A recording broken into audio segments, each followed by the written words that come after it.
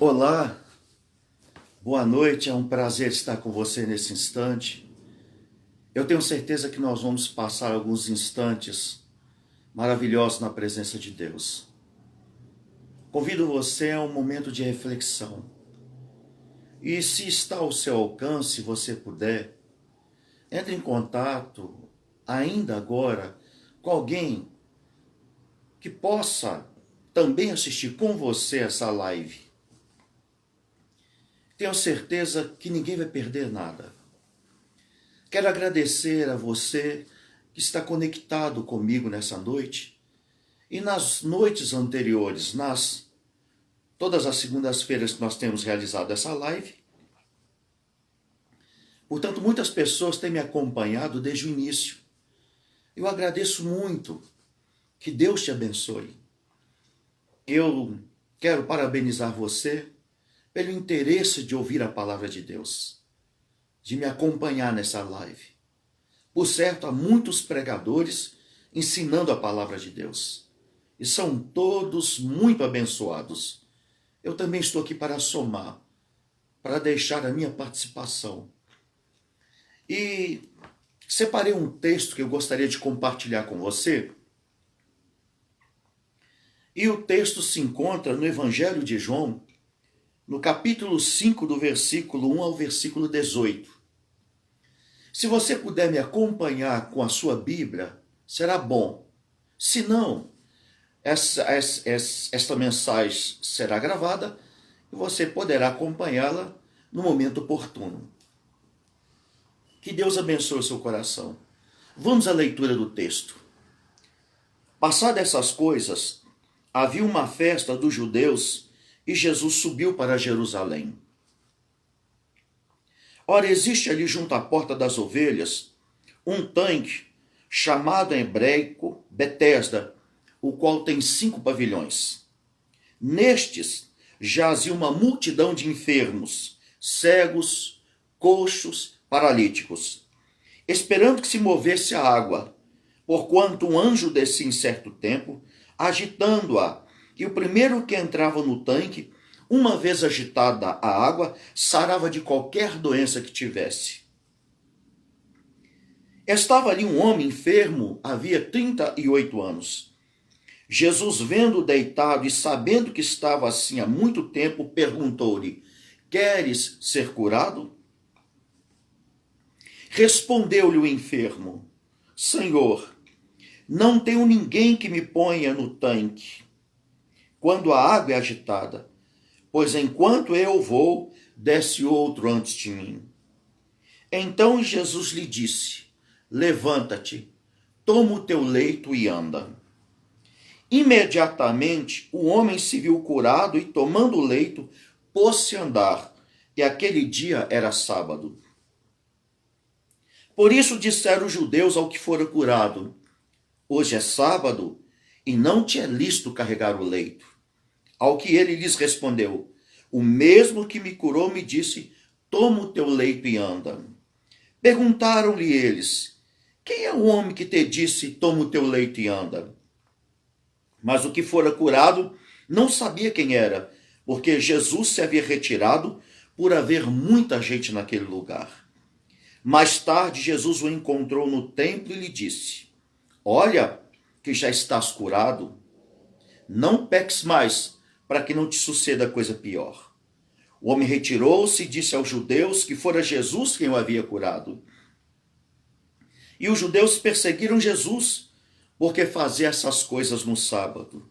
Mas ele lhes disse: Meu pai trabalha até agora, e eu trabalho também. Por isso, pois os judeus ainda mais procuravam matá-lo, porque não somente violava o sábado, mas também dizia que Deus era o seu próprio Pai, fazendo-se igual a Deus. Quero me ater à história do tanque. A história é aberta no versículo 1, dizendo que, passadas essas coisas, havia uma festa dos judeus e Jesus subiu para Jerusalém. Tentei pesquisar que festa era essa. Os teólogos, os estudiosos, pesquisadores, afirmam duas principais: Páscoa e tabernáculo. Qualquer uma das duas festas fazia com que Jerusalém estivesse muito cheia de pessoas.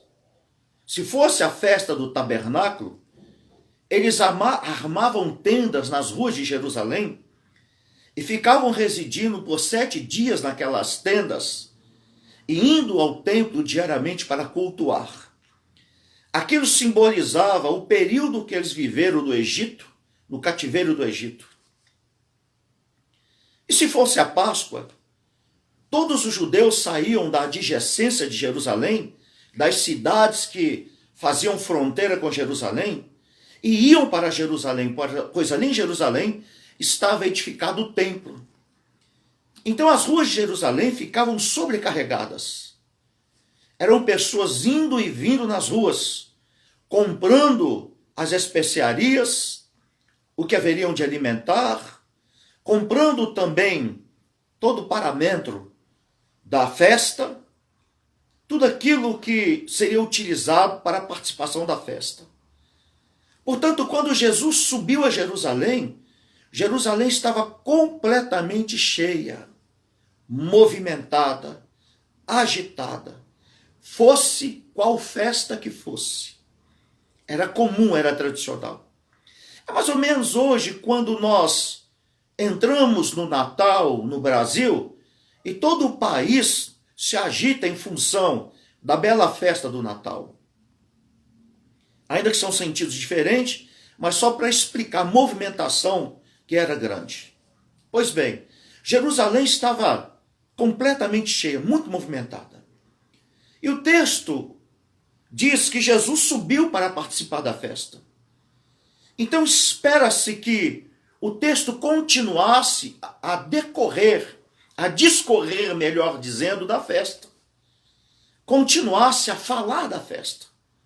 Mas o texto é interrompido no versículo 2, adentrando uma outra história que aparentemente não tem nada a ver com o clima religioso, com o contexto de festa religiosa. Veja o que diz o versículo 2. Ora, existe ali junto à porta das ovelhas um tanque chamado em hebraico Betesda, o qual tem 5 pavilhões. Neste jazia uma multidão de enfermos, coxos, paralíticos e cegos. Como eu disse para vocês, o texto é interrompido no versículo 6, ou melhor, versículo 2, introduzindo uma informação que aparentemente não tinha nada a ver com a festa. O texto fala sobre um tanque que ficava abaixo da superfície da cidade, das ruas da cidade.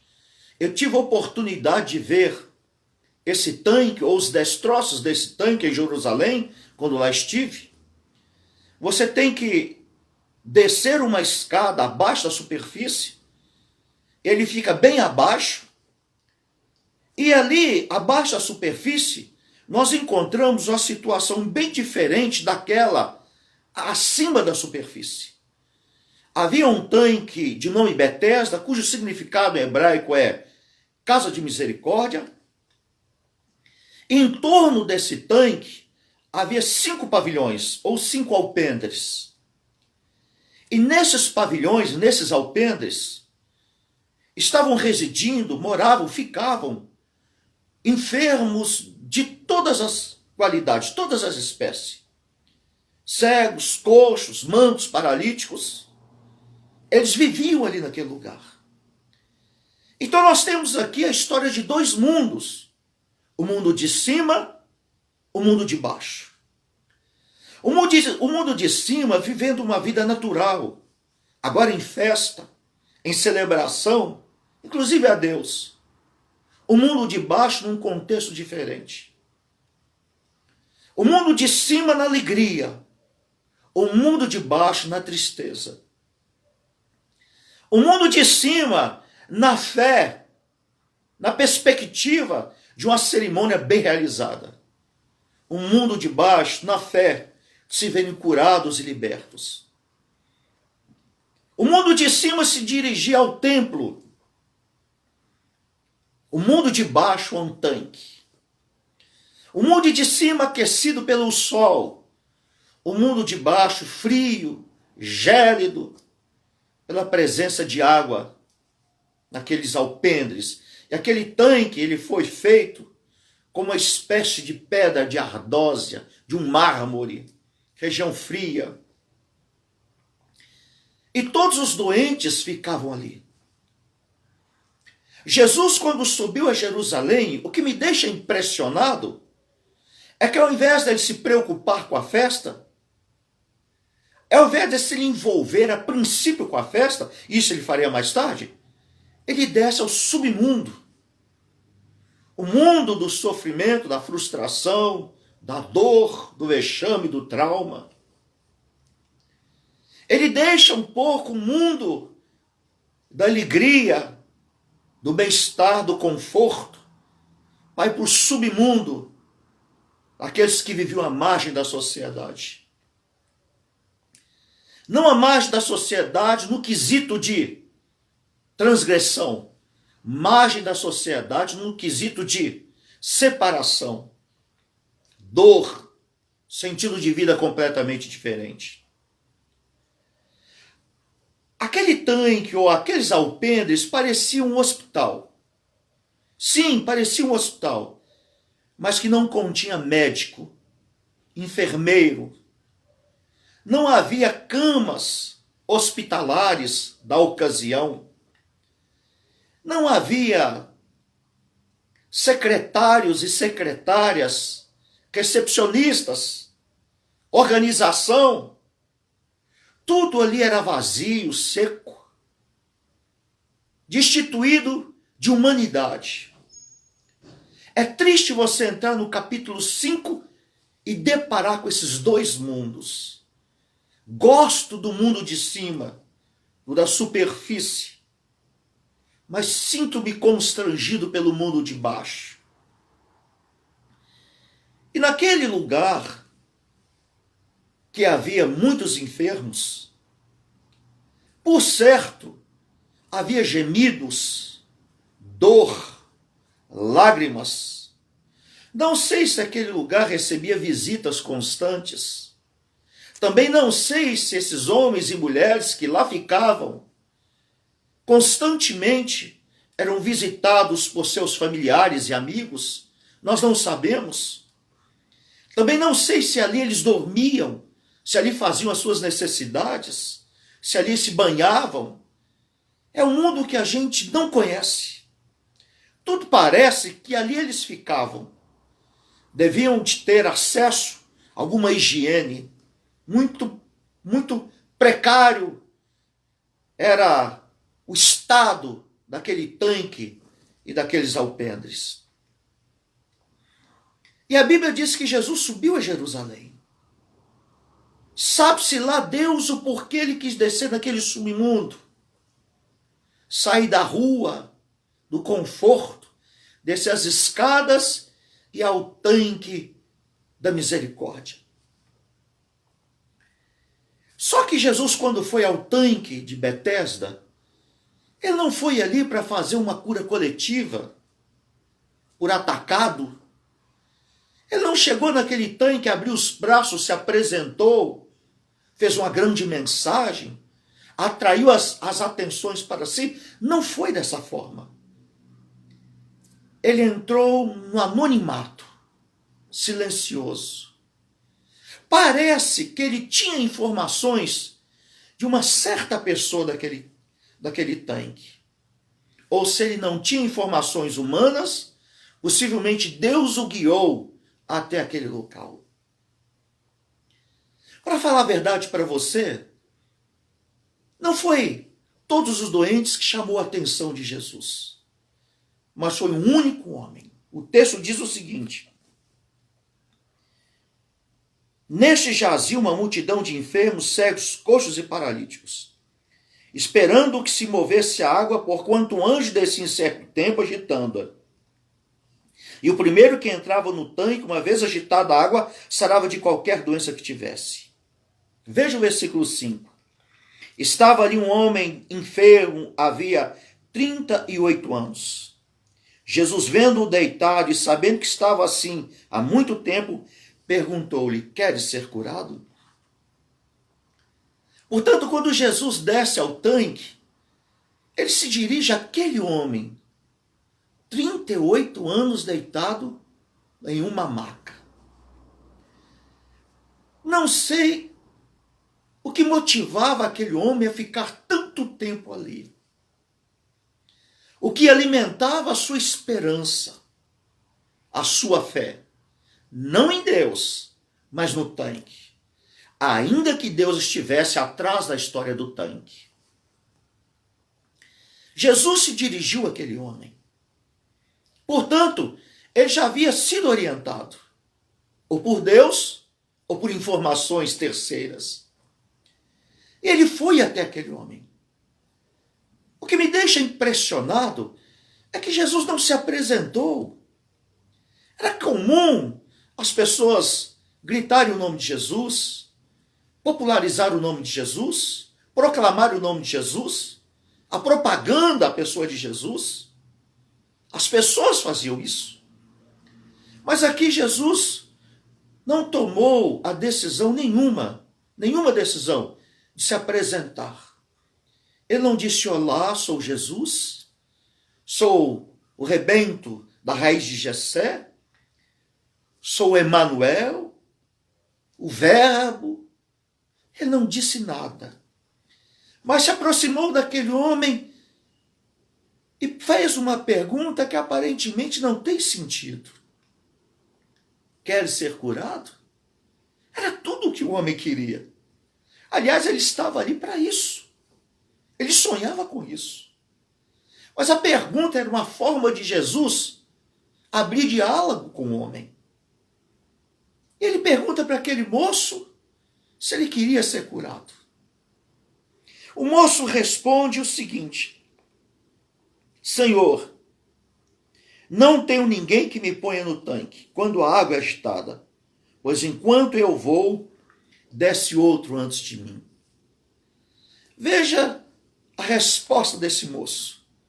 Possivelmente, muitas vezes, ele se arrastou com os cotovelos, tudo indica que ele era um paraplégico, ele não conseguia andar, e ele se arrastava quando a água era agitada, ele lutava quando ele estava próximo do tanque, próximo a alcançar a bênção, outro entrava na sua frente.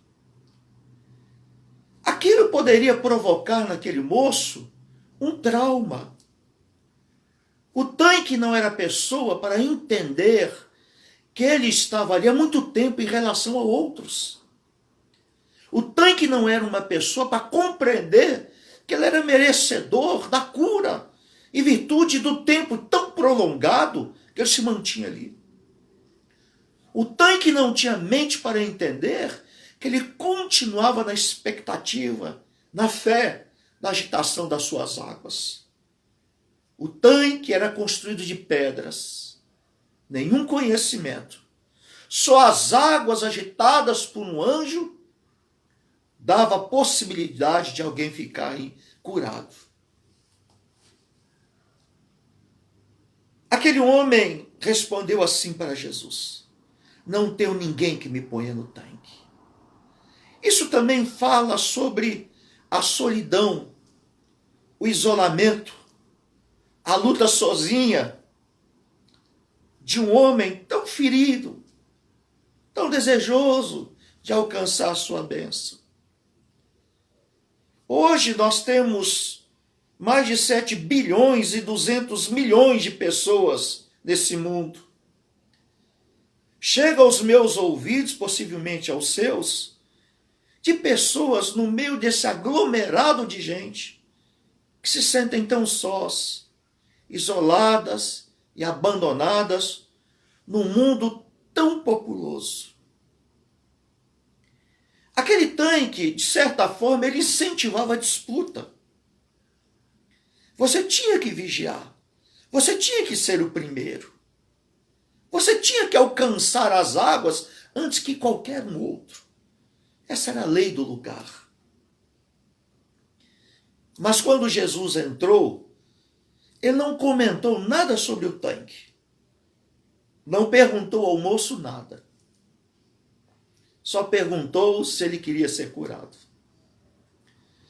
Após a resposta do moço, que não tinha ninguém que o colocasse no tanque, Jesus dá para ele uma ordem firmada em 3 verbos. Versículo 8. Então lhe disse Jesus: levanta-te, toma a tua cama ou leito e anda. Jesus não fez uma oração. Jesus não fez nem mesmo uma promessa de que ele levantaria. Mas Jesus deu a ordem. Lá no submundo do sofrimento, a escada da frustração, Jesus disse para aquele homem: levanta. Você sabe, quando uma pessoa fica sem andar muitos anos, ela se torna como um bebê, ela perde o equilíbrio. Ela tem que aprender a andar. Os nervos se atrofiam, os tendões se atrofiam, a pele fica estranha, toda a estrutura da perna e do corpo torna-se imperfeita. Mas Jesus usa o poder que ele tinha. Levanta. A Bíblia não diz o que eu posso imaginar e comentar com você.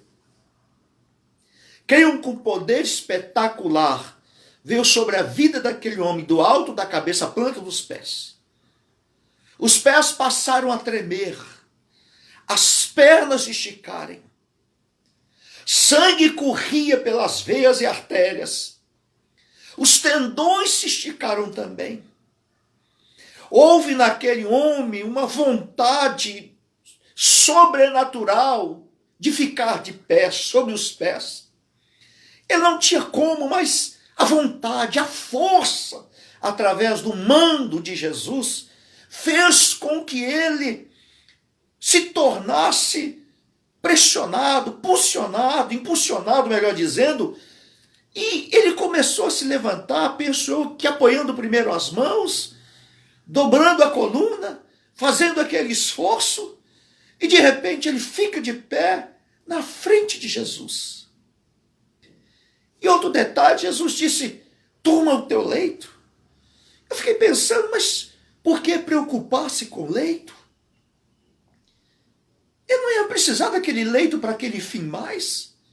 Aquele leito tinha conexão com a história do passado, com a doença dele, com a tristeza dele. Por que carregar o leito? E Jesus fez questão que ele carregasse o leito. E Jesus ainda disse no final de tudo: e anda. Ah, amado, amada, aquele homem com leito nas costas, carregando aquele leito, sem dizer um A. A Bíblia não diz que ele utilizou palavras naturais de adoração, como hosanas, glória a Deus, bendito seja Deus, graças a Deus, não. Havia um silêncio em torno da cura extraordinário. Ele pôs aquela cama, aquele leito, e pôs-se a andar.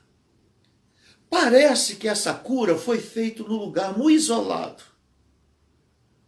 quase que particular. Penso eu que se os outros enfermos tivessem visto Jesus operando aquele milagre, possivelmente todos correriam para o mestre. Todos iriam abraçá-los, pedir, rogar também a cura, a libertação. Mas aquele dia era dia daquele homem. Aquele homem pôs a maca nas costas,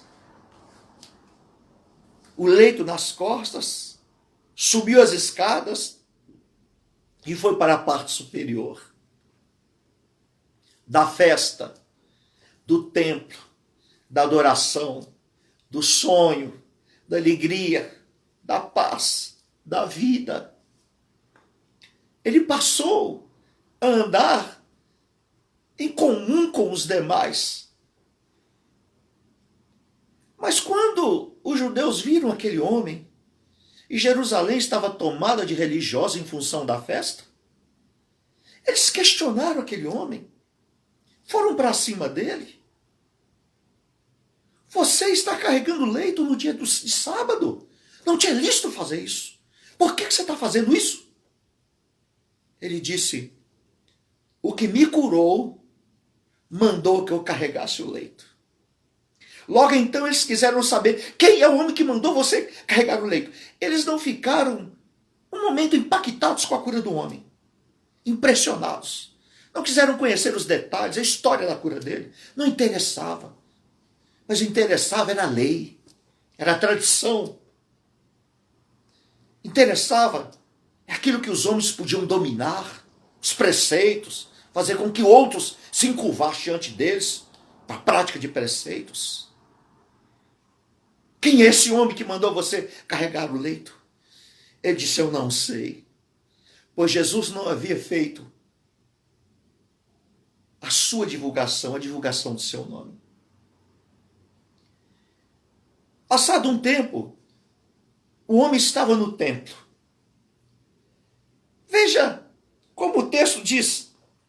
Mais tarde, Jesus o encontrou no templo. Que coisa maravilhosa. Era proibido adentrar o templo pessoas que tivessem esses defeitos e outros mais. Eles eram abolidos da presença do templo, ou do acesso ao templo.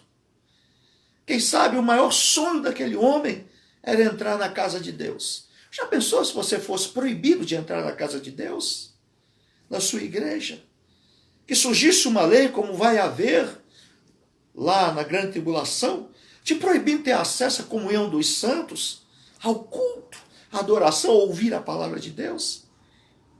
Esse homem foi ao templo, queria agradecer, estava sendo grato, queria adorar a Deus por aquele milagre tão extraordinário que ele não esperava, que ele não aguardava, de uma forma tão diferente daquela tradicional do tanque. Aí Jesus o encontrou no templo. Aí sim. Sabe, amado, Jesus gosta de festas. É verdade, gosta. Só que primeiro ele vai para o submundo.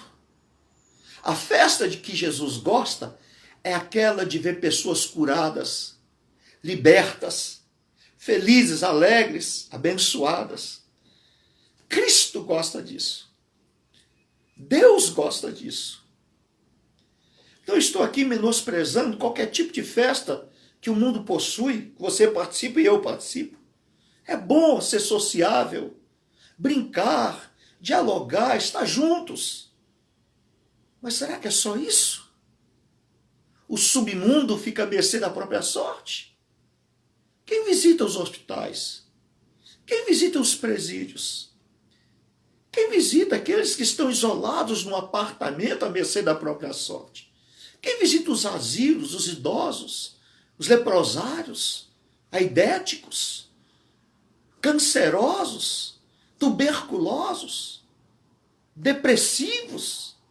Quem se interessa? Quem se interessa? Muito bem. Jesus então encontrou no templo. Olha a posição nobre de Jesus. Jesus o encontrou no templo e disse, olha que já estás curado. Não peques mais para que não te suceda coisa pior. Jesus fala com ele como se não tivesse participado da cura, sido a origem da cura. Jesus fala com ele como se tivesse descoberto, olha que já estás curado. Vai e não peques mais.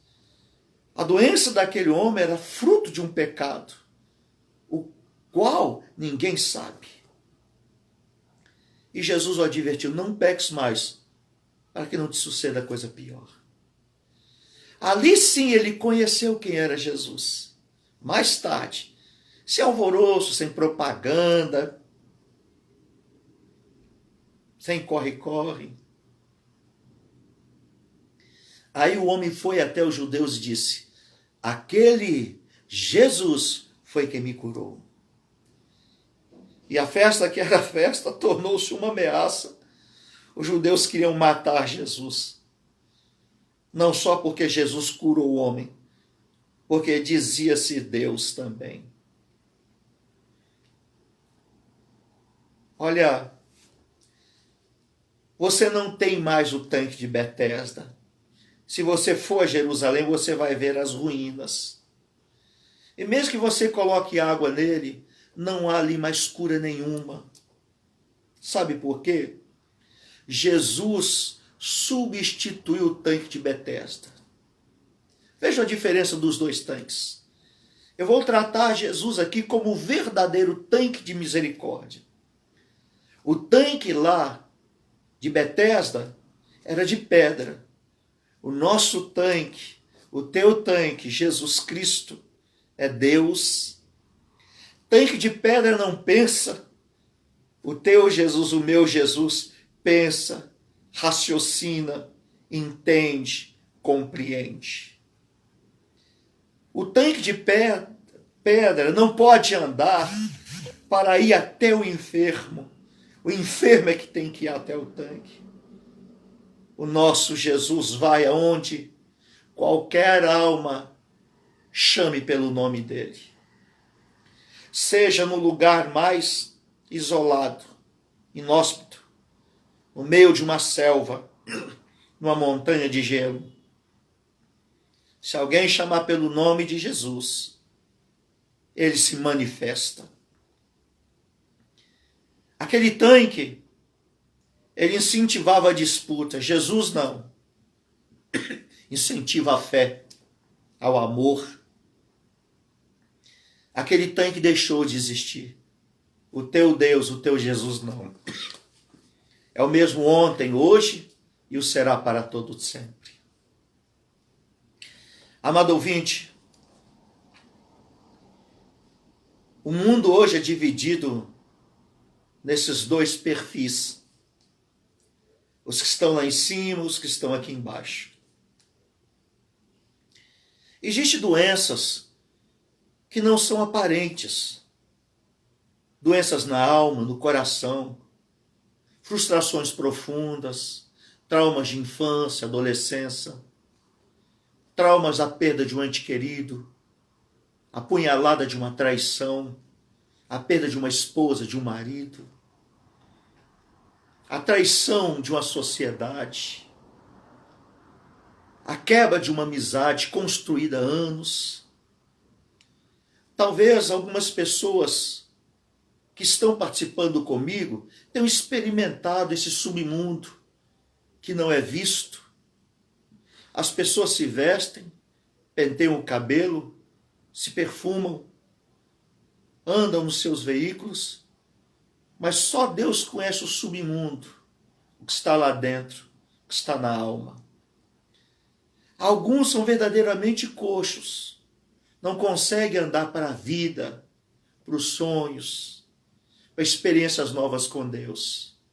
Estão atados e amarrados no mundo gelado, da tristeza, da dúvida de ser salvo ou não, da dúvida de ser de Deus ou não, ser ouvido por Deus ou não.